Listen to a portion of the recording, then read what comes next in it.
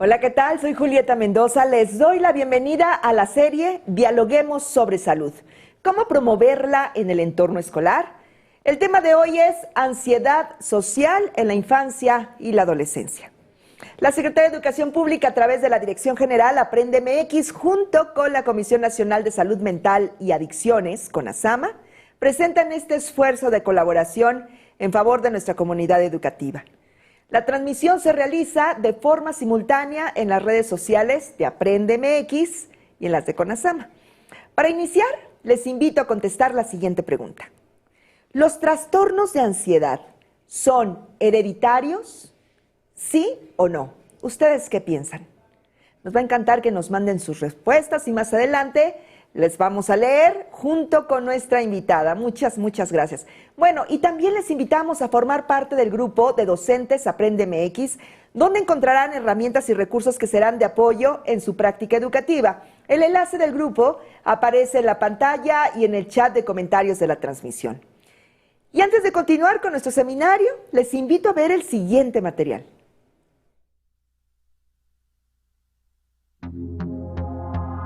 Maestra, maestro, recuerda que prevenir es proteger.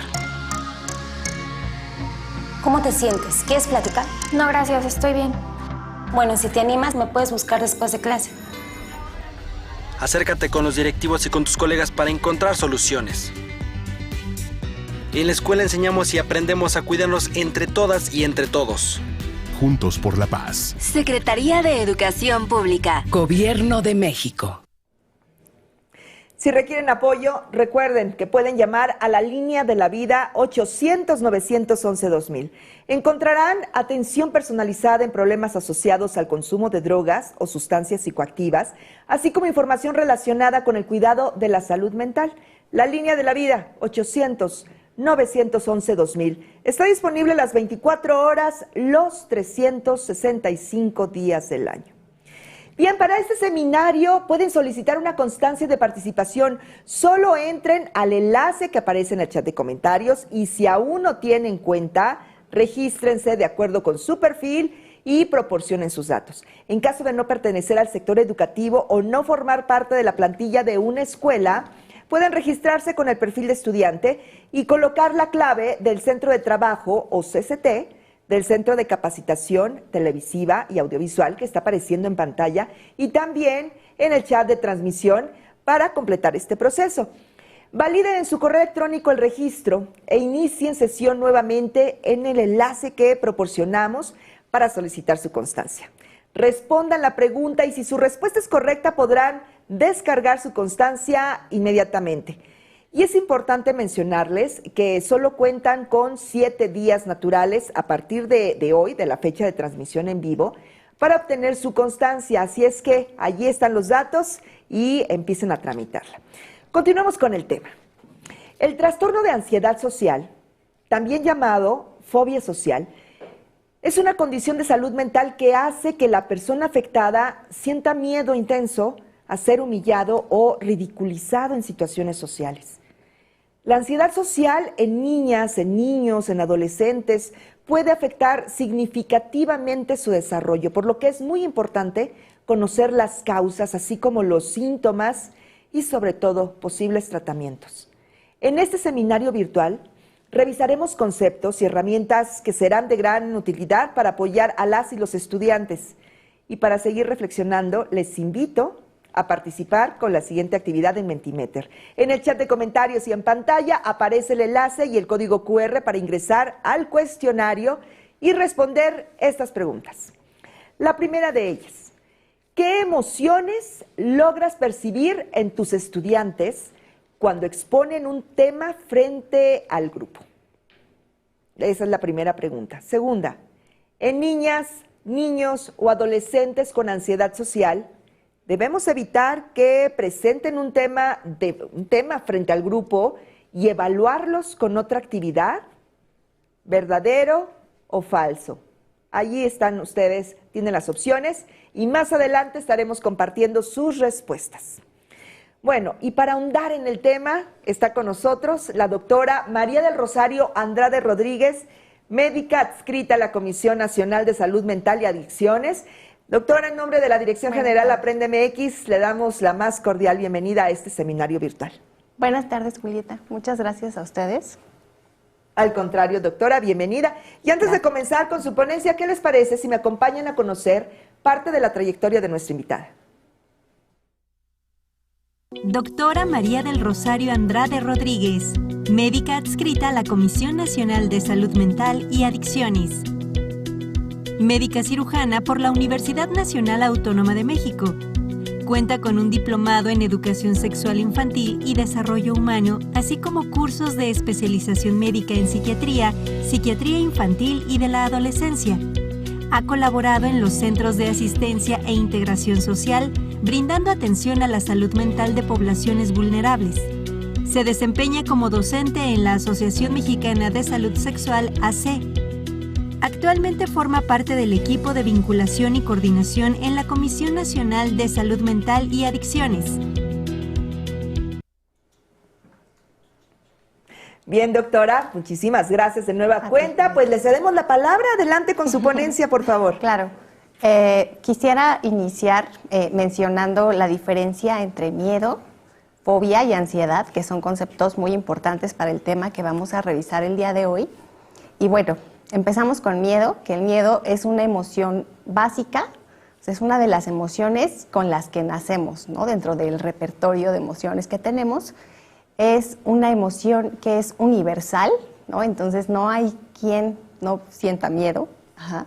Es fisiológica, es innata y va a aparecer ante situaciones u objetos que pueden resultar peligrosos o amenazantes para el individuo.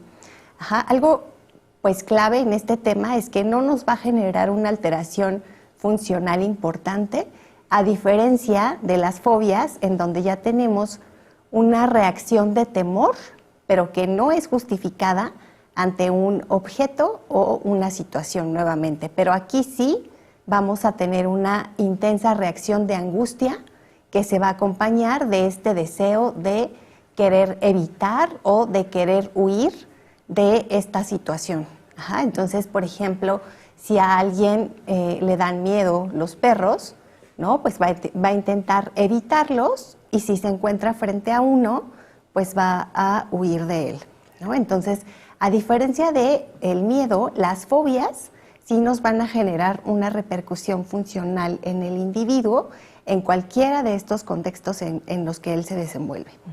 La ansiedad, como tercer componente para este tema, es un estado de activación del organismo en donde el individuo se va a sentir sumamente inquieto, pero también se va a sentir muy inseguro, ¿no? Entonces va a sentir que no tiene la capacidad de afrontar este estímulo.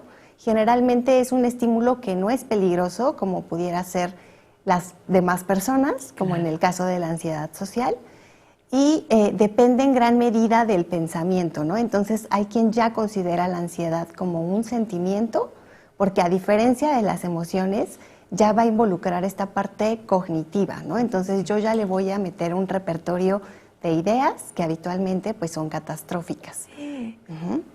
El primer diagnóstico. Exacto. Entonces habíamos hablado de los miedos, y bueno, los miedos al ser universales, vamos a tener miedos que hasta cierto punto son normales.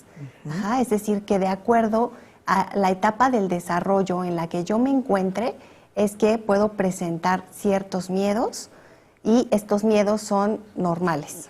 Ajá. Entonces, de los 0 a los 24 meses es la etapa del esquema sensorio-motor, en donde justo, ¿no?, el bebé o el niño o la niña está conociéndose, está conociendo el entorno, pero también va a empezar a desarrollar el lenguaje, ¿no? Entonces, durante esta etapa, ¿qué es lo que puede generar miedo en los niños o niñas? ¿No ver a la mamá? No ver a la mamá, exacto, ¿no? Este miedo a la separación, sí, ¿no? Pero también podemos tener este temor ante estímulos intensos, a los rostros, a los extraños, ajá. Entonces, como a los 8 meses que mamá le da el bebé a alguien más, ¿no? El bebé va a reaccionar con miedo, con temor. Otro miedo es a estas, además de la separación, pues estímulos muy intensos, como pudiera ser un ruido muy fuerte. De los 2 a los 5 o 6 años viene otra etapa de acuerdo a Piaget, que es la del pensamiento preoperatorio, ¿no? Entonces es en esta etapa donde los niños son muy egocéntricos, donde piensan que todo sucede en relación a ellos, ¿no? Que son la figura más importante, tienen un pensamiento un tanto fantasioso o muy fantasioso, ¿no? Y piensan que todos los objetos tienen vida. Ajá. Sí. Entonces, ¿cuáles son los miedos característicos en esta etapa? A seres inanimados, ¿no? Claro. Como pudieran ser monstruos, fantasmas, agresores, miedo a la oscuridad. Y es aquí en esta etapa, entre los 2 y los 5 o 6 años, que podemos encontrar como un trastorno frecuente el trastorno de ansiedad por separación, ¿no? Que es justo cuando el niño anticipa, exacto, que va a haber una separación de mamá o de esta figura de apego, y entonces va a reaccionar con mucho llanto, se va a aferrar a mamá justamente, ¿no? No va a querer separarse de ella. Y pues bueno, entre los 7 y los 12 años cambiamos al pensamiento operativo. No pensemos que hay algo que marca justo las fases, sino se van dando gradualmente.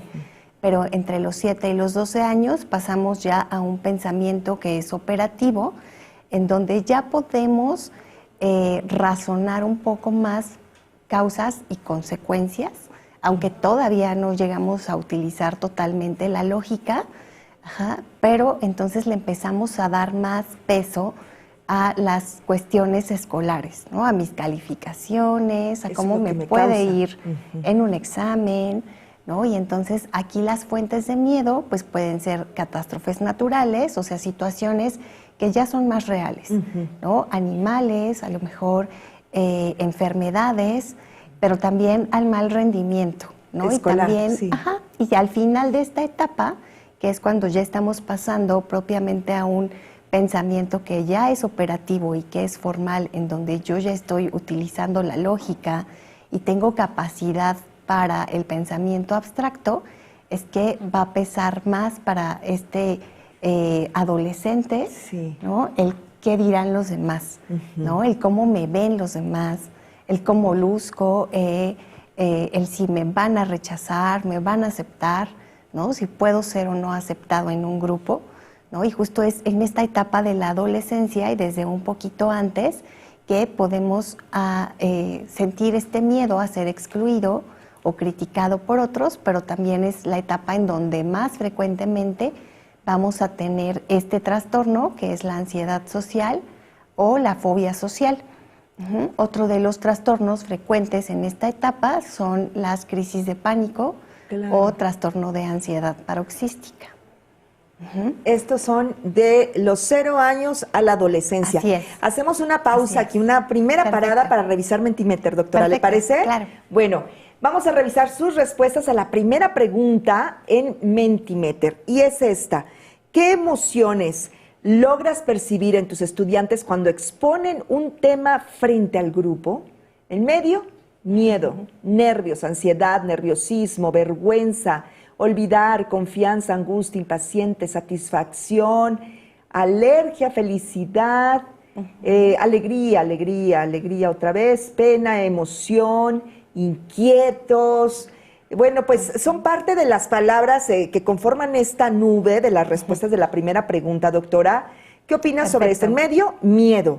Pero por ahí también hay alegría, hay contraste, pero casi está enmarcado en la ansiedad y esto. Sí, pensé en que vi mucho miedo, preocupación, angustia, impaciencia, desesperación. Hablar frente al grupo les provoca esto, doctora. Así es, ¿no? Entonces, pensaría que tenemos que estar muy alertas, observar a los alumnos, alumnas, ¿no? Y ver qué tan normal son estas reacciones cuando ellos tienen que hablar en público, ¿no? Entonces, invitar a los docentes que están en continuo contacto con estos adolescentes o estas adolescentes a ser muy observadores y en caso de que noten que este tipo de reacciones que comentan son muy exageradas y que incluso interfieren con el funcionamiento del niño o del adolescente, incluso podemos tener adolescentes que salgan corriendo al tener que presentar algún tema o al anticipar una situación como esta, o que incluso el día que les toca dar el tema, se enfermen. Se enferman, no van. Entonces, estar muy alertas, ¿no? Muy pendientes, de todo esto. Así es. Esa es la primera pregunta de Mentimeter, pero regresamos con usted. Perfecto. Y enseguida vamos a revisar la segunda pregunta. Pero adelante, doctora. Gracias, Julie. Entonces, pues nos damos cuenta que como tal, la ansiedad social o trastorno de fobia social, porque lo podemos encontrar como cualquiera de estos dos términos, se va a caracterizar justo por este temor exagerado a situaciones sociales en donde yo voy a estar expuesto, en donde puedo ser el centro o el foco de atención, o incluso al anticiparlo. Entonces no necesito estar ya frente al público, sino el solo hecho de que me digan, en 2 semanas te toca exponer, puede ser que desencadene esta reacción de angustia, de temor, de preocupación excesiva en niños, niñas, adolescentes e incluso en las personas adultas, ¿no? Es un trastorno que puede acontecer a cualquier edad. Sin embargo, pensando en infancias y adolescencias, lo más frecuente es que se presente durante la adolescencia. Se habla de un promedio entre 11 y 13 años, que son las edades con más incidencia o con más presencia de este trastorno, ¿no? Entonces, podemos, de acuerdo a donde lo revisemos, al texto o al artículo que revisemos, este trastorno se presenta entre el 2 y el 20% de la población, ¿no? Porque hay una variación tan grande, depende a dónde lo leamos. Por ejemplo, si nos vamos a población clínica, es decir, si vamos a un hospital psiquiátrico y vemos cuáles son los trastornos por los cuales acuden a recibir atención con mayor frecuencia, nos vamos a dar cuenta que ahí la prevalencia es del 20%. Pero si yo hago esto mismo en una población general, pensemos en una escuela primaria o secundaria, aquí la prevalencia va a ser aproximadamente del 2%. Esa es la diferencia, ¿no? Por eso es esta varianza tan amplia, ¿no? Entre el 2 y el 20%, porque depende si lo investigamos en una población clínica o en una población abierta. Muy bien. Otro punto importante es que este trastorno se encuentra entre los 3 trastornos más frecuentes, junto con la depresión y los trastornos por consumo de sustancias, ¿no? En específico con el trastorno por consumo de alcohol, ¿no? Entonces vemos que es un trastorno importantísimo, de gran relevancia, y que por lo tanto requiere de una identificación temprana para que también la intervención o el tratamiento pueda ser oportuno y nos genere el menor número de repercusiones en el funcionamiento del individuo, ¿no? Entonces, si estamos hablando de que a un inicio más temprano, es decir, entre más pequeño sea el niño y encontremos este trastorno, vamos a tener mayor probabilidad de que se presenten consecuencias. ¿Qué consecuencias? Por ejemplo, que el niño pueda tener otros trastornos o que al llegar a la adolescencia pueda deprimirse, desarrollar algún otro trastorno de ansiedad sumado al que tiene, algún consumo de sustancias psicoactivas o incluso otro tipo de riesgos como sería la deserción escolar, ¿no? Que como sabes, pues es igualmente la escuela es un factor protector en salud mental, ¿no? Y por el contrario, el desertar de la escuela forma parte de los factores de riesgo para muchos trastornos mentales, pero también para el inicio en el consumo de sustancias. Sí, muy bien. Entonces, de eso hablamos, ¿no? Cuando mencionamos que el inicio temprano nos va a dar mayores repercusiones y generalmente cronicidad. Es decir, que estos niños pueden en la adolescencia continuar con el trastorno, pero también durante la vida adulta. Muy bien. ¿Cuáles van a ser las causas en general de los trastornos de ansiedad y por lo tanto también de nuestro trastorno de ansiedad social? Como saben y como hemos venido mencionando en estos seminarios, todos los trastornos mentales y del comportamiento son multifactoriales, es decir, que no hay algo en específico que nos va a generar este trastorno o estos trastornos, ¿no? Sino que van a depender de una serie de factores que se van a conjugar. Por un lado tenemos a los factores genéticos y constitucionales, ¿no? Entonces se ha visto que muchos de estos trastornos están incluso bajo la influencia de genes específicos, ¿no? Algunos de ellos se han estudiado. Heredado. Así es, ¿no? Por otro lado, tenemos también el factor del temperamento. El temperamento es innato, ¿no? Yo nazco con un repertorio de características que forman el temperamento, y la característica más importante del temperamento que tiene que ver con los trastornos de ansiedad justo es algo que se llama inhibición conductual. Entonces los niños, por ejemplo, ahorita que hablábamos de esta ansiedad por separación, que además sobrereaccionan, ¿no?, a esta separación, niños también que son muy quietos, que a lo mejor no juegan tanto, que ante situaciones que son novedosas y que a otros niños les generarían mucha emoción, estos niños con inhibición conductual se van a quedar quietecitos, ¿no?, en un lugar y no van a reaccionar como lo harían otros niños, ¿no? Entonces, esta inhibición conductual nos habla de un mayor riesgo para en un futuro presentar trastornos de ansiedad.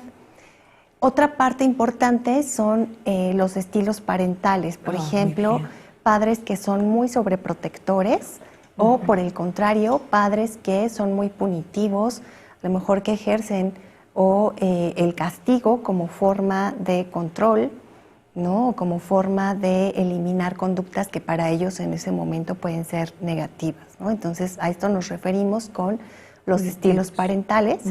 Se ha visto también que la forma o las cosas o las situaciones a las que los padres pueden tenerles miedo, las pueden transmitir también a través del aprendizaje a los niños, ¿no? Entonces, si yo como papá me considero una persona muy miedosa, puedo generar también a un niño que le va a tener temor a muchas cosas, ¿no? A muchas situaciones a las que yo le tengo miedo, puedo generar también esta misma respuesta en mis hijos, ¿no? Entonces es muy importante. Otro punto importante aquí en las causas serían los factores o situaciones que pueden ser muy estresantes. Por ejemplo, pensemos en una separación de los padres que sea muy agresiva, que haya violencia, situaciones traumáticas muy puntuales, pueden generar también mayor riesgo para desarrollar trastornos de ansiedad y en este caso de ansiedad social. Y por otro lado, ambientes que también nos van a generar el aprender el miedo a diversas circunstancias, ¿no? Entonces, ambientes en donde existe mucha violencia, ambientes también con pobreza, son ambientes en donde va a ser más factible que yo desarrolle alguno de estos trastornos. Entonces, qué importante es ver pues toda esta serie de factores que en conjunto pueden desembocar en un trastorno de ansiedad y incluyendo a este trastorno de ansiedad social, ¿no? Aquí les coloqué en esta imagen el aprendizaje del miedo, porque es algo que interviene justo en estas causas multifactoriales. Entonces, ¿cómo podemos aprender o temerle a ciertos objetos o a ciertas circunstancias? Por un lado tenemos al condicionamiento clásico, que es cuando yo tengo un estímulo que es neutral, como pudiera ser el perro que les mencionaba al principio. Sí. ¿No? Entonces, para todos un perro es un estímulo neutral, pero pensemos que ese perro se abalanza y me muerde, ¿no? Entonces, yo ya ahí voy a relacionar, exacto, un estímulo que es aversivo, que puede ser amenazante porque me mordió, a ese estímulo neutral, y entonces yo ya puedo o voy a temerle a los perros, ¿no? Entonces, ese sería el condicionamiento clásico. Tenemos el condicionamiento operante o aquí podemos mencionarlo también condicionamiento vicario, en donde puede ser que a mí no me mordió el perro, pero yo observé que el perro mordió a alguien más. Y ahí yo adapto. Y entonces, exacto, entonces yo relaciono que los perros muerden y por lo tanto son peligrosos y pueden ser también amenazantes. La otra parte o el tercer punto sería el modelado, en donde yo observo que mi mamá pues se cruza la calle siempre que ve a un perro, ¿no? Y entonces yo digo, pues debe ser porque los perros son peligrosos. Y entonces yo relaciono nuevamente este estímulo que aparentemente es neutral con temerle, ¿no?, a estos perros, porque probablemente alguien que es muy cercano a mí les teme y entonces yo asocio que pueden ser peligrosos, ¿no? Y el otro es a través de lecturas o a través de lo que actualmente, no podemos poner este ejemplo, de lo que yo vea en las redes, en internet, ¿no?, o en algún otro medio de información, ¿no? Entonces yo puedo escuchar una conversación en donde un perro agredió a alguien y entonces yo también pienso, ¿no?, como niño, entonces los perros pueden generar ese tipo de daño o incluso le pueden causar la muerte a alguien, qué miedo, y entonces yo también voy a reaccionar o a sobrereaccionar si estoy frente a un perro, ¿no? Aquí nuevamente nos vamos a que todos los trastornos de ansiedad nos pueden generar manifestaciones en 3 esferas importantes, es decir, las manifestaciones clínicas que yo observo, sobre todo en los trastornos de ansiedad, van a ir desde la parte cognitiva, la parte física y la parte conductual. En la parte cognitiva, en específico en el trastorno de ansiedad social, puedo pensar, ¿no? O sea, la parte cognitiva me refiero a estos pensamientos, a estas ideas que yo voy a generar, ¿no? Entonces, este adolescente o este niño o niña que está frente a su grupo y que tiene que hablar en público o que a lo mejor se tiene que enfrentar a conocer a personas en una fiesta o en algún lugar, ¿qué va a pensar, no? Por un lado, que está causando una mala impresión. Puede ser que él piense que en ese momento todos lo están mirando y que pues no quiere que se note este nerviosismo, ¿no? Entonces, hay niños que comentan, es que todos están viendo cómo estoy sudando de forma excesiva porque estoy muy nervioso, o me están viendo porque me estoy poniendo rojo, ¿no? Porque la ruborización es uno de los síntomas físicos, ¿no?, en este trastorno. Entonces también podemos pensar en, seguramente voy a hablar raro, puede ser que no me entiendan, ¿qué va a pasar si se me olvida lo que tengo que decir, ¿no? Si no puedo hablar del tema, si no sé cómo reaccionar o cómo responder las preguntas que me hagan. Todo esto va a formar parte de la cuestión cognitiva o de las manifestaciones cognitivas que se van a dar durante la ansiedad social. Parezco tonto, por ejemplo, no sirvo para nada, ¿no? Son otros de los pensamientos que pueden invadir a estas personas.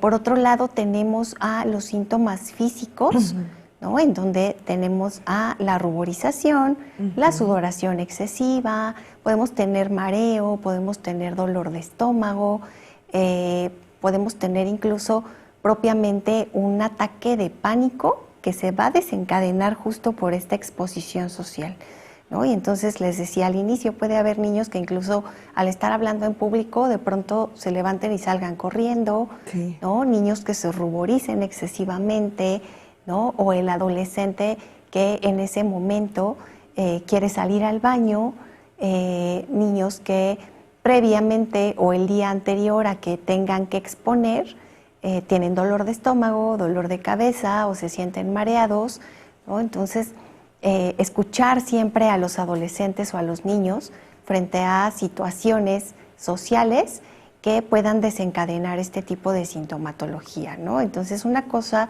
es cuando hablamos de timidez, ¿no? Y que pues no todos somos sociables al mismo punto. A algunos nos cuesta más trabajo relacionarnos, iniciar una conversación, pero es muy diferente cuando ya tenemos un trastorno de ansiedad social y entonces ese trastorno me resta funcionamiento, ¿no? Incluso hace que mi desempeño sea menor al de los demás, aunque yo tenga una buena capacidad intelectual, ¿no? También va a generar que este niño o este adolescente evite ciertas situaciones en donde se tiene que ver expuesto, ¿no? Sí, por ejemplo, que no vaya a lugares en donde hay otros adolescentes u otros niños, ¿no? Que si lo invitan a una fiesta diga, ¿sabes qué? Yo no, porque no quiero estar ahí. Entonces, esto repercutiría en la parte conductual o en los síntomas conductuales, en donde justo va a evitar, no va a ir a estos lugares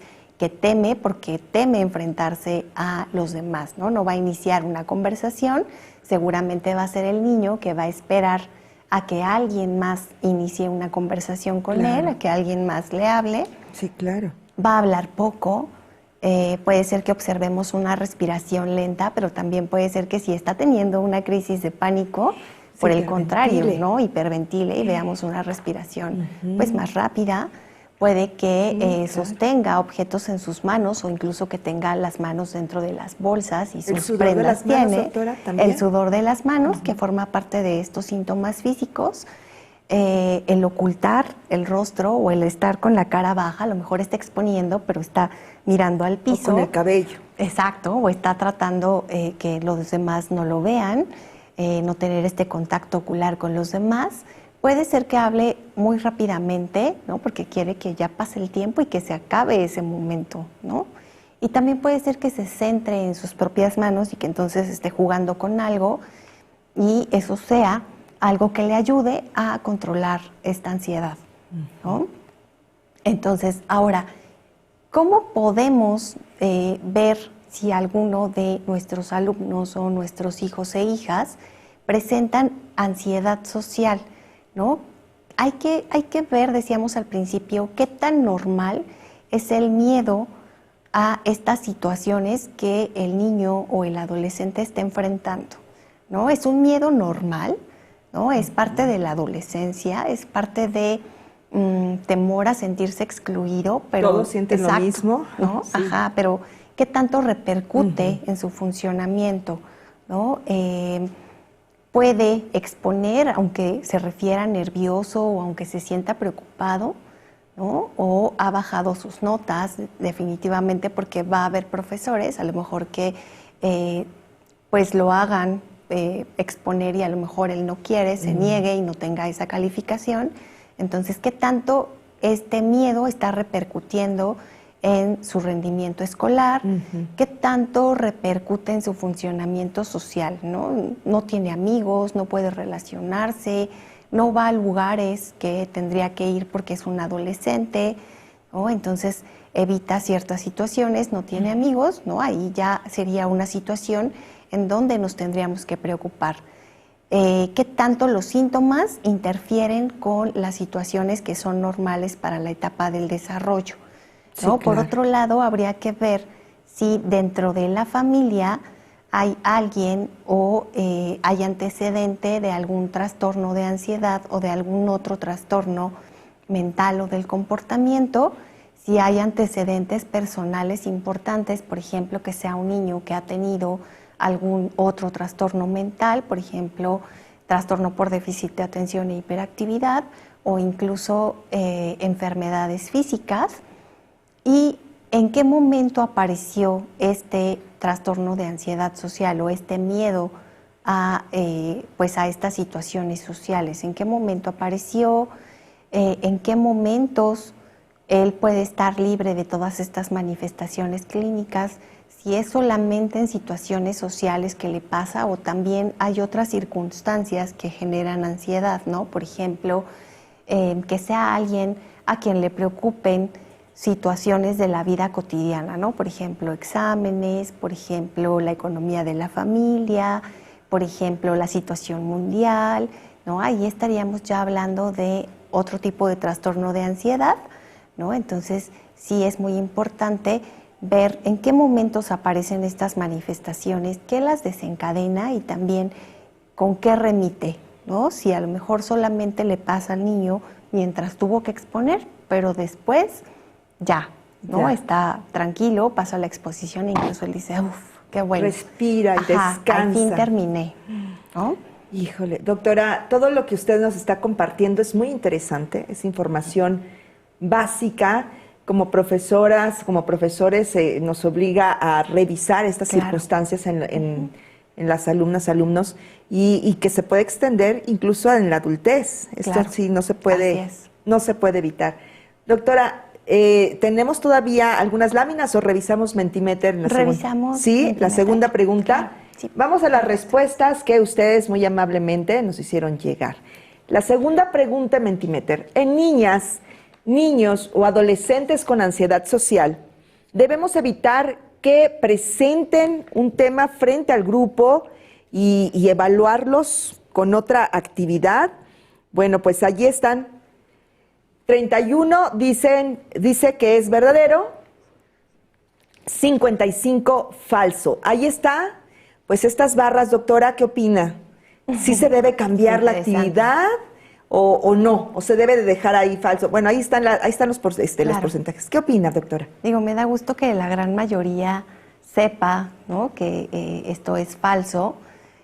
Parte del tratamiento y aquí en general de las fobias, en específico de este trastorno de ansiedad social, consiste en la exposición a este estímulo que nos genera temor, ¿no? A las situaciones sociales, ¿no? Entonces, no es que yo de inicio le voy a dar a este adolescente a que exponga toda la clase de 60 o 50 minutos, pero sí es importante exponerlo a la circunstancia que le da temor, ¿no? A lo mejor yo puedo empezar dándole un tema y pedirle que lo exponga durante 5 o 10 minutos y poco a poco ir incrementando el tiempo, pero lo cierto es que no podemos retirar el estímulo y sobreprotegerlo y por lo tanto decirle, bueno, a ti te voy a calificar de otra manera. Más bien lo voy a ayudar exponiéndolo a esta circunstancia o a este temor y pues tiene que exponer, ¿no? Tiene que exponer. Que los demás. Y las maestras y los maestros coinciden. Exacto. Ahí está la respuesta. Bueno. Hay un tratamiento para esta ansiedad social. Retomamos su lámina, doctora. Sí, perfecto. Vamos a retomar esta que es necesaria e indispensable, el tratamiento. Parte del tratamiento consiste en la psicoeducación a los padres, a los profesores y también al propio paciente, es decir, a la niña, al niño o al adolescente.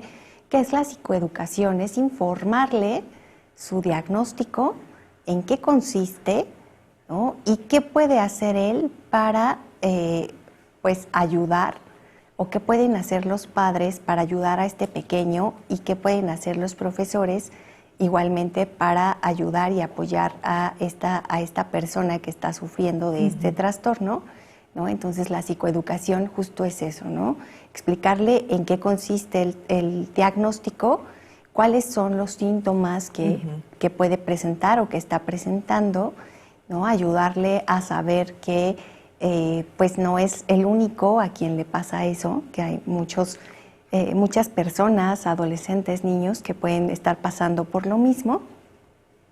Y a los padres, ¿no?, comentarles pues que no es una exageración del adolescente, que realmente está pues sufriendo de un trastorno de ansiedad y entonces en eso consistiría la psicoeducación. Por otro lado está la terapia cognitivo-conductual, que es una modalidad de psicoterapia que es en la que se han visto mejores y mayores resultados para en general para todos los trastornos de ansiedad, pero en específico para este trastorno de ansiedad social se han visto muy buenos resultados de esta modalidad de terapia cognitivo-conductual, pero en grupo y pues en casos a lo mejor en donde los síntomas fueran muy intensos y que están interviniendo en este funcionamiento del menor, pensar también en la intervención farmacológica por parte de un paidopsiquiatra, ¿no? Es muy importante. Bueno, pues sí, esta es una necesidad saberlo, doctora, Claro. pero bueno, antes de continuar, permítame invitar a las maestras, a los maestros, al público en general, a mandar sus dudas en el chat de comentarios y más adelante las vamos a compartir con nuestra invitada. Así es que retomamos. Gracias. Estamos redondeando el tema, doctora. Así es. Entonces, ¿qué puedo hacer yo como docente, como profesor o profesora de alguno de estos adolescentes o niños con ansiedad social? ¿No? Por un lado, lo más importante es mostrar empatía, ¿no? Validar la emoción, o sea, hacerle saber que validar la emoción no es que yo le diga pobrecito o pobrecita, sino hacerle saber que no está mal que le genere ansiedad algo, ¿no? Te entiendo, yo sé que te angustia mucho el exponer frente a tus compañeros, no pasa nada, ¿no? Puede ser que en esta ocasión tu tema sea más corto, ¿no? Pero tranquilo, ¿no? Vamos a encontrar una manera de que puedas salir de esta situación, ¿no? Y tratar, como profesor es importante también tratar de ser un modelo, ¿no? En habilidades sociales, o como papá, ¿no? Si yo como papá soy muy ansioso, soy poco sociable, ¿no? Va a ser difícil que yo pueda ayudar a mi adolescente o a mi pequeño a salir de una situación similar, ¿no? Entonces yo también tengo que trabajar con mis habilidades sociales y ser un ejemplo de esto para mi hijo o hija o mi alumno o alumna. Otra cosa que podemos hacer es pedirle al adolescente o al niño que realice una lista de estas situaciones que le generan ansiedad o temor. Ajá, entonces puede ser que encontremos, pues, exponer frente a los demás, iniciar una conversación, pedir el precio en una tienda o preguntarle algo a algún adulto, alguna figura de autoridad, ¿no? Y entonces vamos a ir revisando toda esta serie de situaciones que él colocó en la lista y vamos a ir analizando con él qué tan angustiantes pueden ser, pero también qué tan reales o qué tan amenazante o qué tan peligroso es, ¿no? Entonces puede ser que a él le dé miedo iniciar una conversación y ahí pudiera ser que yo como mamá o papá o docente le diga, ¿qué te parece si hoy le preguntas la hora a alguno de tus compañeros? ¿O qué te parece si hoy le das los buenos días, ¿no? Y a partir de ahí inicias una conversación, ¿no? Entonces iniciar poco a poco con esta exposición al estímulo que me preocupa o que me genera angustia, ¿no? Eso es muy importante, pero sí llevarlo a que él vea qué tan peligroso, qué tan amenazante, qué es lo peor que puede pasar si se enfrenta a una de estas situaciones, ¿no? Es importante porque pues el pensamiento nos va a jugar muchas malas pasadas, ¿no? El pensamiento me va a decir, lo estás haciendo muy mal, estás exponiendo horrible, o los demás no les caes bien, entonces mejor no te acerques. O el pensamiento me puede decir, es que eres sumamente tonto, entonces pues mejor no les hables, ¿no? Van a pensar que no tienes la capacidad y entonces pues yo le voy a hacer caso a mi pensamiento, ¿no? Y entonces hay que hacerles ver a estos pequeños que pues justo, ¿no? Que es lo peor que puede pasar, ¿no? Ante este tipo de circunstancias. Entonces eso los va a ayudar mucho.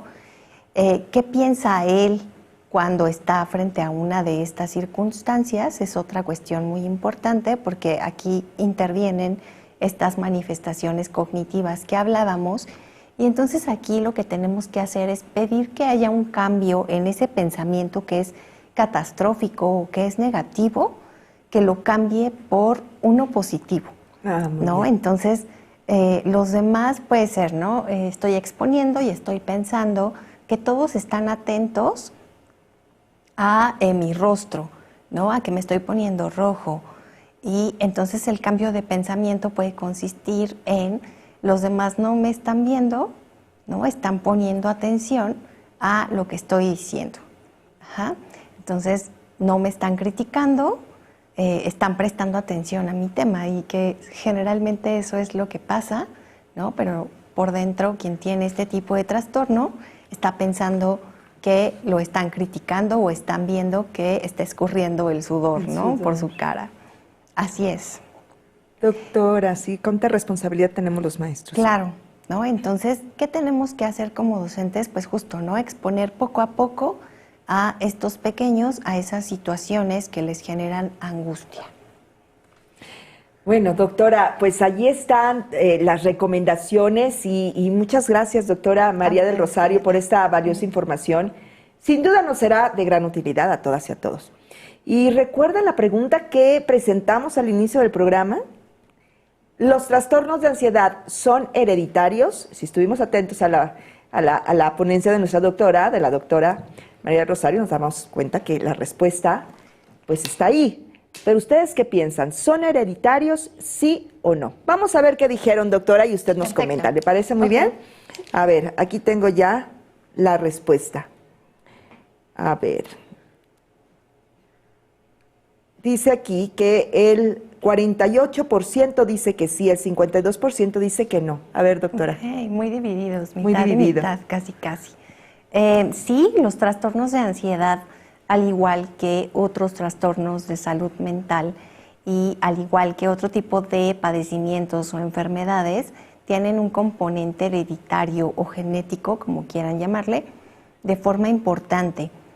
Se ha visto incluso una heredabilidad de hasta el 30%, sin embargo hay estudios que reportan un poco más, entre 40 y 50%. ¿Esto qué quiere decir? Que si yo tengo un trastorno de ansiedad y tengo un hijo, ¿no?, es 30% probable que pueda tener un trastorno de ansiedad, ¿no? Entonces, a partir de lo que yo le heredo. Así es. Entonces, al igual que otras enfermedades, los trastornos mentales también son heredables, ¿no? También vienen en nuestra información genética. Entonces, sí, son hereditarios. La respuesta es sí. Así es. Pues ahí está la opinión de nuestra especialista. Doctora, ahorita volvemos con las preguntas, Perfecto. Pero ahora acompáñenme a conocer la segunda temporada de la serie ¿Qué tanto es tantito?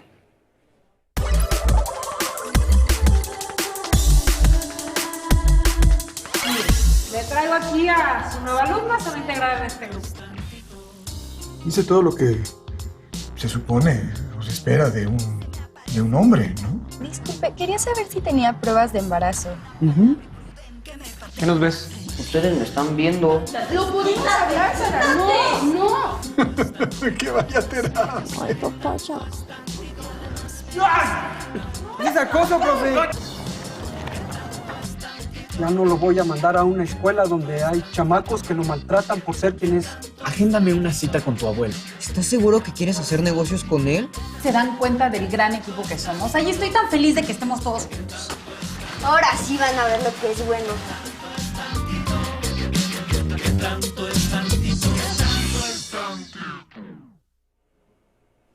Esta serie representa una herramienta de gran utilidad para que docentes, familiares y estudiantes identifiquen violencias no siempre explícitas que suceden en nuestra vida cotidiana y así cuenten con recursos para el cuidado de su salud mental. Bien, hemos recibido ya muchas preguntas de ustedes, de nuestro público, así es que, doctora, si le parece bien, Perfecto. Les vamos a dar respuestas. Sí. Les vamos a dar lectura para que usted le dé Perfecto. las respuestas. Muy Sí. bien. Bueno, pues aquí tengo la primera de ellas, que es de Lisbeth Bautista García. Gracias por mantenernos informados con temas de interés y de actualidad. Muchas gracias por su comentario, Lisbeth. Rosa Gómez, ¿qué diferencia hay, doctora, entre la ansiedad social y la timidez? Ya decíamos al principio, la timidez podemos considerarla un rasgo, ¿no? Pero la timidez no va a repercutir en el funcionamiento del individuo, ¿no? Entonces, yo puedo tener un niño que es tímido, que le cuesta trabajo relacionarse con los demás, a lo mejor al iniciar alguna conversación, pero que lo va a hacer al estar expuesto al estímulo, ¿no? Entonces, puede ser que él inicie el ciclo escolar y que no veamos como mucha participación o que incluso a lo mejor el primer día pues no le hable a nadie, pero conforme pasan los días, él se va relacionando, ¿no? Y si hay algo, alguna actividad que implique el que él se relacione con un grupo de niños, lo va a poder llevar a cabo, a diferencia de quien tiene un trastorno de ansiedad social, no lo va a poder realizar, ¿no? Entonces, justamente diríamos que la intensidad de los síntomas o de las manifestaciones y qué tanto repercute en el funcionamiento, ¿no? Entonces, cuando estamos frente a un trastorno, vamos a tener que van a disminuir las calificaciones, que va a evitar a toda costa el hacer ciertas o va a evitar ciertas situaciones en donde tiene que relacionarse o involucrarse más con los demás, las va a evitar, ¿no? Va a huir de ese tipo de circunstancias. Muy bien, doctora, muchas gracias. Alejandro Chaboya, Es bueno explicar en nuestro contexto escolar estas definiciones para evitar confusiones o exageraciones, doctora. ¿Está de acuerdo? Claro, sí, definitivamente, ¿no? Habitualmente y más ahora con la tecnología, las redes sociales, es importante que hablemos con los términos adecuados, ¿no? De pronto, pues encontramos niños, niñas o incluso adultos, ¿no? Que dicen, es que hoy desperté depre o ando depre, ¿no? Y entonces, pues hablar de depresión es algo muy importante, ¿no? Es diferente estar triste, saber que hoy algo me puso triste, que es una emoción, a decir estoy depre, ¿no? Entonces sí que importante es darle el término correcto a cada cosa o a cada situación. Gracias, doctora. Jenny Lu, ¿cómo diferenciar el trastorno de la ansiedad social, del trastorno de evitación?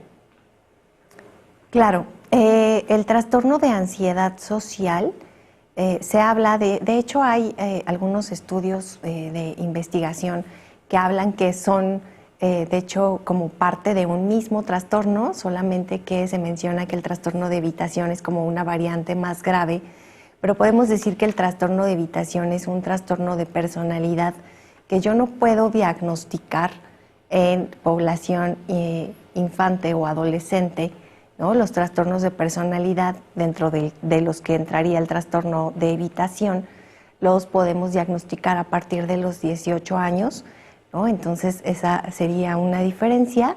El trastorno de evitación conlleva otras manifestaciones clínicas, otras características que van a repercutir aún más en el funcionamiento del individuo, ¿no? Entonces, en infancias y adolescencias, propiamente estamos hablando de un trastorno de ansiedad social, pero en los adultos también podemos tener ansiedad social o también podemos tener un trastorno de personalidad evitativo, o incluso podemos tener ambas entidades, ¿no? en un individuo adulto. Muy bien, muchas gracias.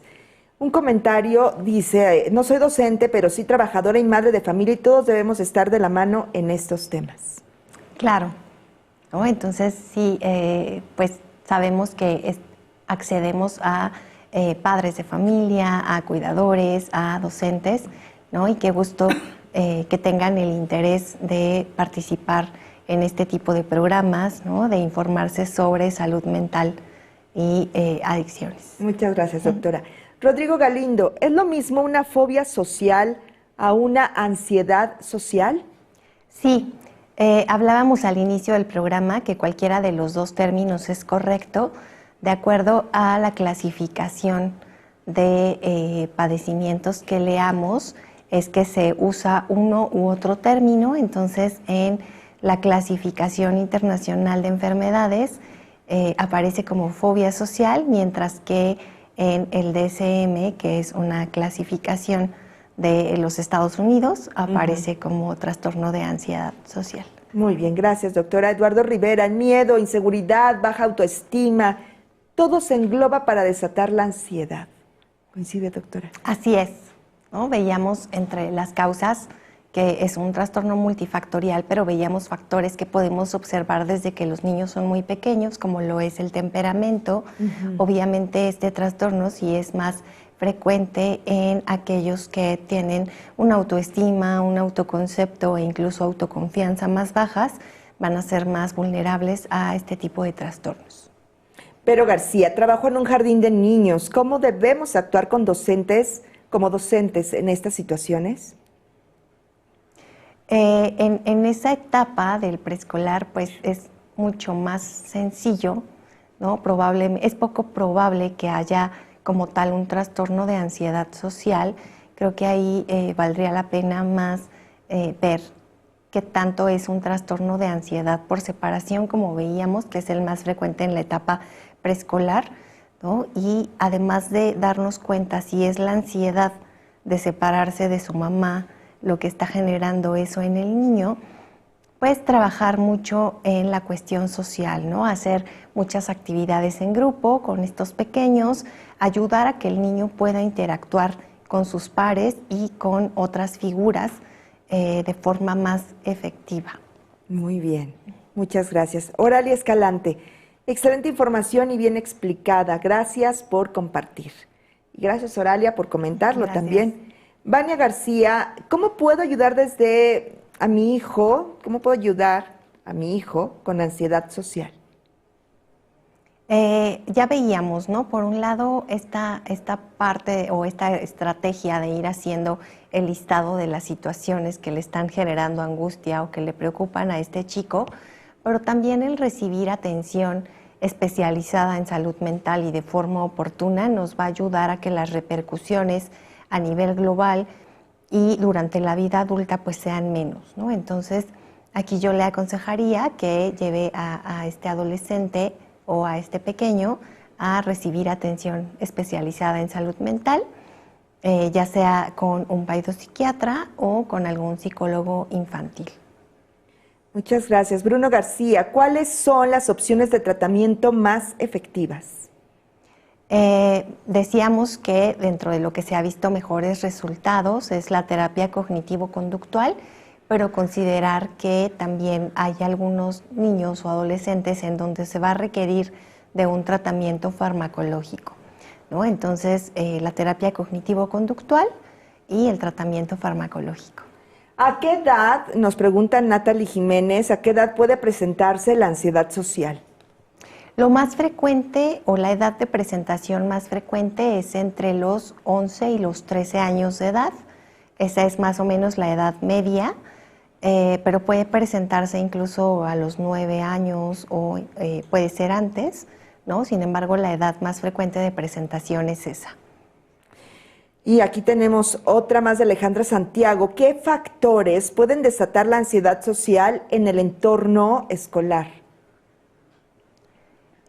Por ejemplo, puede ser que ya sea un niño que es vulnerable o un adolescente que es vulnerable, que tiene algunos factores de riesgo, como lo veíamos, y que al estar en algún medio, en el contexto escolar, por ejemplo, ante algún profesor que es sumamente punitivo, sumamente exigente, a lo mejor que cuando solicita la participación de sus alumnos, pues se burla de sus respuestas o los ridiculiza, esto puede favorecer la presencia del trastorno, ¿no? Entonces, sí es importante, al igual que otras situaciones que veíamos, la actitud que como docentes tenemos ante la enseñanza y ante nuestras infancias y adolescencias.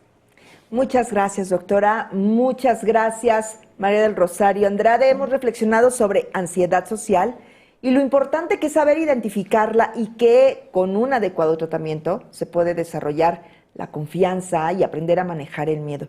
Doctora, muchas gracias. Y si desean consultar los seminarios virtuales de esta serie, les invito a revisar la lista de reproducción en YouTube. El código QR está apareciendo en la pantalla y en el enlace en el chat de esta transmisión, en el chat de comentarios. Y les recuerdo también que para obtener la constancia de participación de este evento, deben entrar al enlace que aparece en el chat de comentarios. Si aún no tienen cuenta, regístrense con su perfil y proporcionen sus datos. En caso de no pertenecer al sector educativo o no formar parte de la plantilla de una escuela, pueden registrarse con el perfil de estudiante y colocar la clave del Centro de Trabajo o CCT del Centro de Capacitación Televisiva y Audiovisual que está apareciendo en pantalla y en el chat de esta transmisión para completar así su proceso. Validen en su correo electrónico el registro e inicien sesión nuevamente en el enlace que proporcionamos para solicitar su constancia. Respondan la pregunta.